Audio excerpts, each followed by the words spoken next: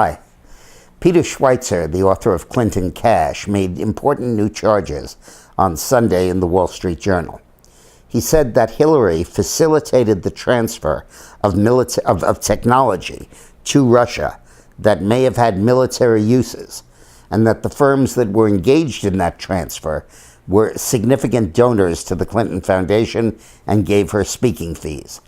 The question arises, what did the United States get out of transferring potentially military technology to the Russians? Nothing. What did Clinton get from it? Millions and millions of dollars. Here's the story. These all came about with Skolkovo, which was a sort of Russian equivalent of the Silicon Valley that Putin set up on the outskirts of Moscow in 2009. And Hillary and the Russian foreign minister were jointly in charge of attracting internet partners and high-tech firms to participate in the research that went on there. And the idea was a peaceful transfer of medical and biometric and other technology to the Russians through this.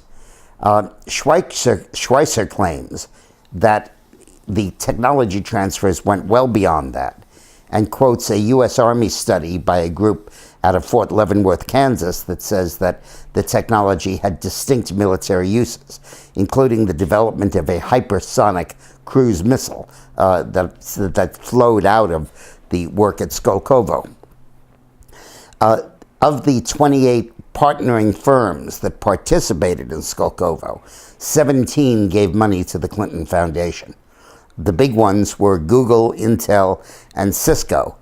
Cisco gave Hillary a $325,000 speaking fee after she left office and donated a total of $5 million to the Clintons' interests. And in return, they were cited as a model company by the U.S. State Department. But this is serious.